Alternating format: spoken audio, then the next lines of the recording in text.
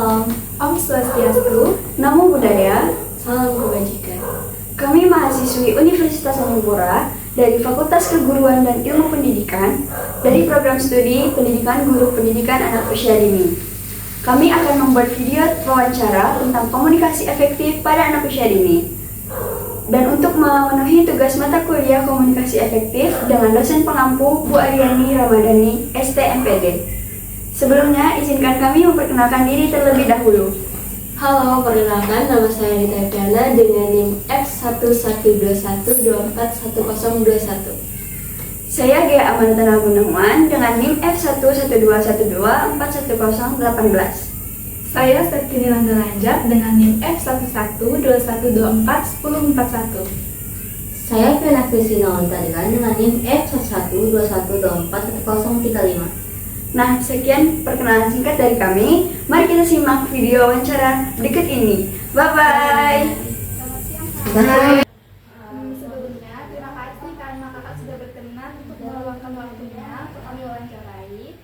Jadi hari ini kami akan mewawancarai kakak tentang komunikasi efektif pada anak usia dini. Sebelumnya, boleh kakak untuk perkenalkan diri terlebih dahulu? Oke, baik, terima kasih.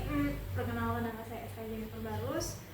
Asal saya dari Pontianak, Kabupaten Kuburaya. Terima kasih kak atas perkenalannya. Jadi kita langsung masuk ke pertanyaan yang pertama. Sini saya ingin bertanya kepada kakak, menurut pengalaman kakak, bagaimana cara kita sebagai orang dewasa untuk membantu anak usia dini yang cenderung pendiam dan juga pemalu agar mereka lebih terbuka dan dalam berkomunikasi? Ya, menurut aku itu gimana membantu anak usia dini agar bisa menjadi lebih pede lagi. Iya. Ini mungkin yang pertama itu kita harus mendekatkan diri lah dulu ke anak itu, kayak buat anak itu bisa merasa nyaman dengan kita, terus kita tuh kayak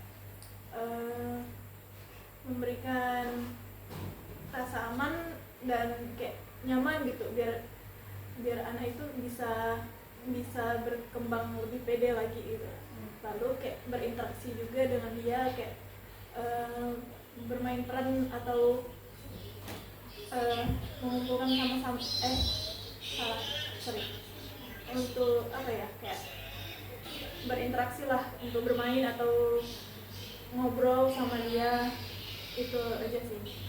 Menurut kakak nih, kalau seandainya kita memberikan pujian kepada mereka tuh apakah berpengaruh untuk agar mereka tuh lebih merasa nyaman sama kita? Kalau untuk pujian sih mungkin iya gitu kan, kayak kita apa yang dia lakuin atau apa yang dia perbuat gitu kan, kayak kelihatan baik gitu, bisa kita puji agar biar kayak mereka bisa lebih percaya diri lagi. Kita lanjut ke pertanyaan yang ketiga kak. Bagaimana cara kita mengajarkan anak-anak untuk mereka bisa mendengarkan dengan baik ketika orang lain itu berbicara? Bagaimana ya? Mungkin dari saya, anak kecil kan ini apa kayak melihat apa yang dia lihat. Ya. Jadi kayak untuk dia bisa dengarkan orang lain dengan baik itu mungkin kita ajarin dulu dengan, kalau mereka ngeliat kita orang lagi ngomong nih, kita diam gitu kan. Oh, jadi anak itu bisa melihat kalau orang lagi ngomong tuh harus diam gitu kan. Harus biarin orang itu selesaiin dulu omongannya, baru bisa kita memberikan argumen kita atau memberikan reaksi apa yang kita bisa sampaikan gitu. Lalu mungkin kita kayak memberitahukan juga kayak kalau untuk memotong atau apa ya, mengganggu omongan orang lain itu nggak sopan atau nggak baik gitu. Mungkin itu aja sih. Terus selanjutnya nih, bagaimana sih cara kita itu mengajarkan anak agar mereka itu mau menyampaikan kebutuhan mereka melalui berkomunikasi? Menyampaikan pendapat juga ya. Iya. Mungkin dari saya kayak yang pertama tadi kan, ini kita harus mendekatkan diri juga ke anak itu, mungkin kita juga ada kalanya kayak nanya gitu, gimana kabarnya atau apa ya, senang atau enggak gitu kan. Terus mungkin kayak lagi ada masalah apa nih, mungkin kayak memicu gitu lah, ya gitu, memicu gitu supaya dia bisa mengimplementasikan apa yang mereka rasakan, apa yang mereka pengen gitu. Berarti pendekatan kita sama anak-anak itu sangat penting karena mereka itu merasa nyaman dan juga mereka lebih lancar berkomunikasi dengan kita gitu ya Kak? Iya. Oke. Saya lanjut ke pertanyaan berikutnya Kak. Kira-kira nih, apa strategi yang Kakak gunakan untuk memastikan anak-anak tuh mendengarkan instruksi yang kita berikan? Strategi ya. Ya. Mungkin dari aku strateginya mendekatkan diri dulu, terus lalu kayak kita tuh kalau mau ngomong sama dia tuh harus kayak baik, bukan baik sih, apa kayak yang buat dia ngerasa nyaman gitu. Ngerasa nyaman, terus kayak kita nggak harus teriakin dia atau suara kita harus keras gitu, nggak perlu juga sih. Kayak yang penting kayak kalau dia masih kayak banyak gerak atau ribut apa gitu, kita diamin aja dulu sampai dia kayak ngerasa oh kakak ini atau apa ya, kakak ini mbak ini apa nih lagi mau ngomong gitu kan. Jadi kayak kita biarin dia dulu diam. Kalau dia udah diam, jadi kayak kita ngomong juga ke dia, kalau gini harus gini gitu kan. Ya itu aja sih. Menurut Kakak nih, penting atau tidak kita itu mengulangi kata-kata atau ada kata-kata yang mungkin anak ini belum terlalu paham, apakah kita perlu untuk memberikan pengulangan kata-kata itu?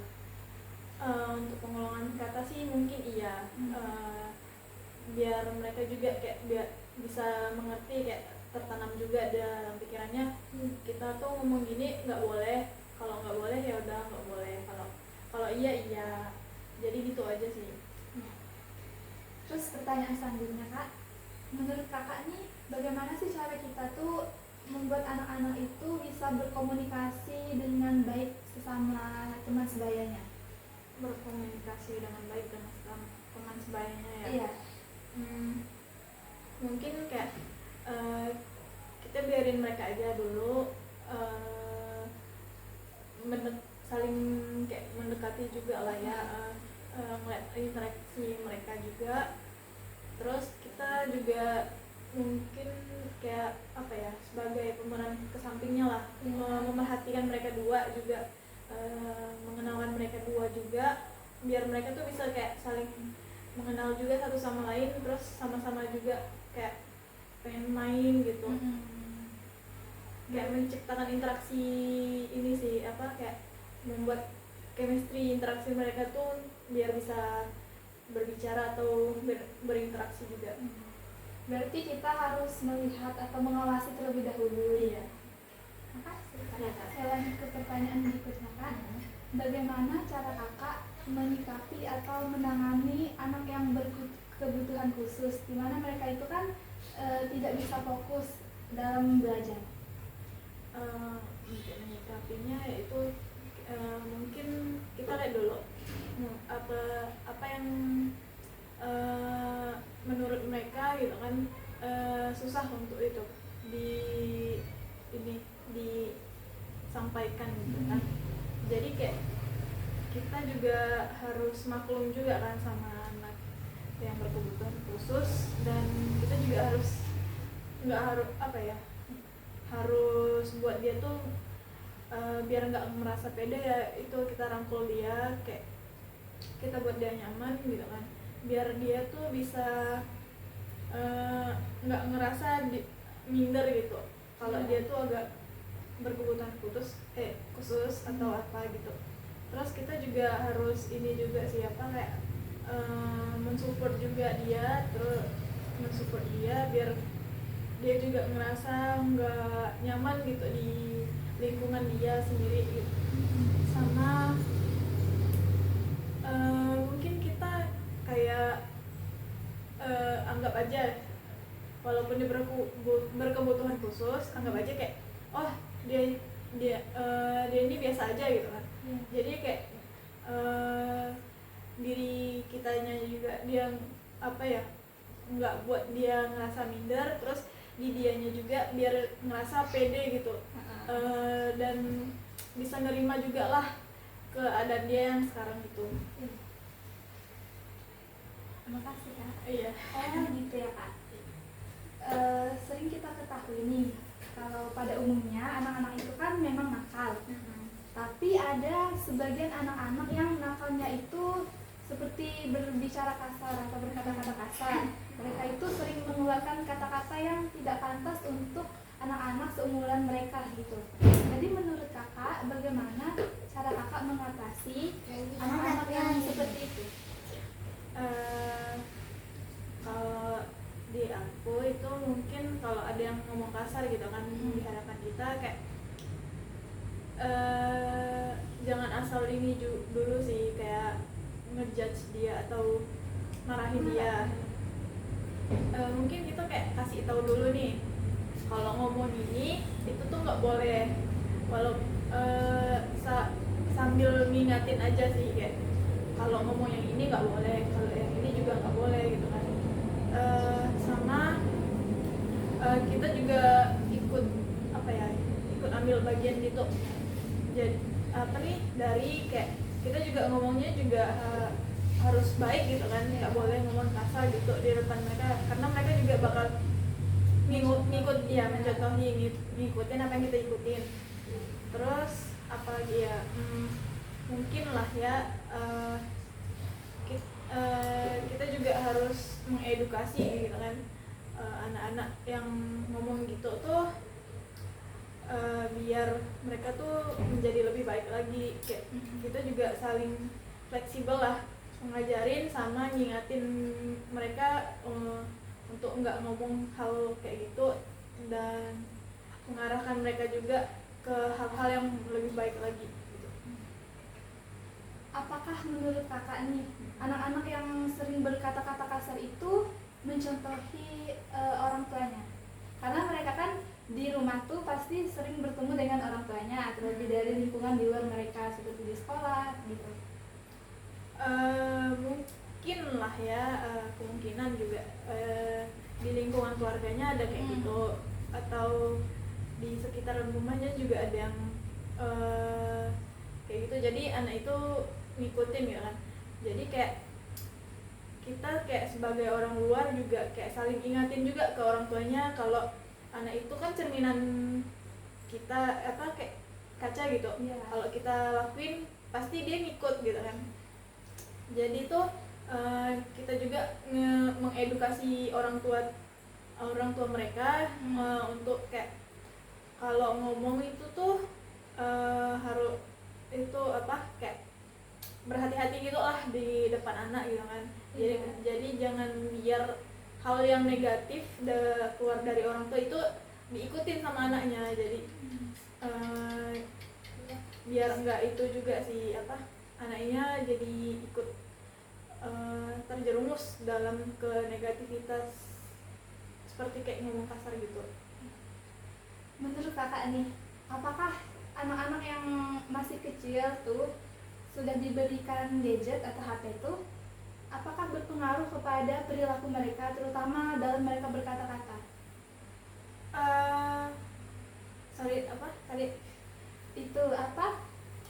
Anak-anak pada zaman sekarang ini kan banyak yang masih kecil tuh sudah dikasih handphone sama orang tuanya.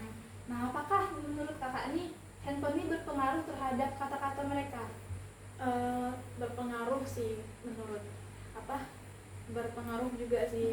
Karena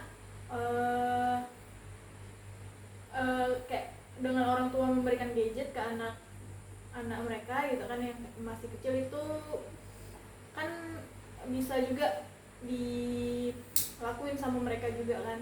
Apa yang mereka dengar atau apa yang mereka lihat, perlakuan yang ada di gadget juga bisa diikuti. Mungkin untuk pemakaian gadget boleh, tapi dengan hal itu tuh kita juga harus sambil memperhatikannya sama memilah-milih konten apa yang menurut kita baik sama menurut kita buruk gitu yang dilihatkan. Sama untuk gadget yang diberikan juga kita harus kayak ngasih waktu gitu lah, ngasih aturan juga kayak main gadget ini nggak boleh lama, kayak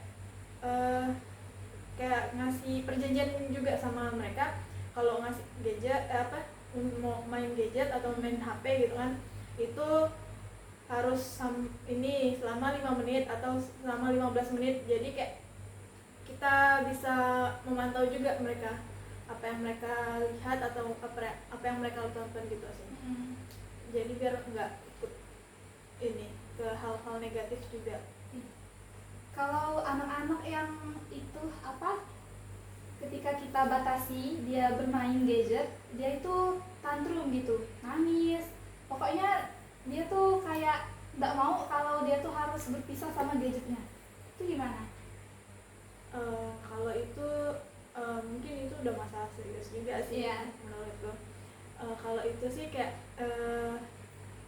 dari perjanjian tadi yang kita buat gitu, aturan tadi yang kita buat, boleh main tapi ada waktunya. Terus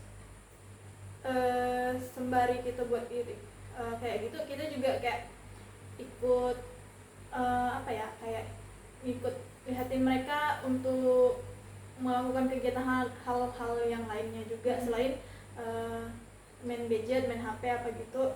Mungkin kayak kita main yang untuk ikut andil juga dalam mereka bermain, kayak membangkitkan lagi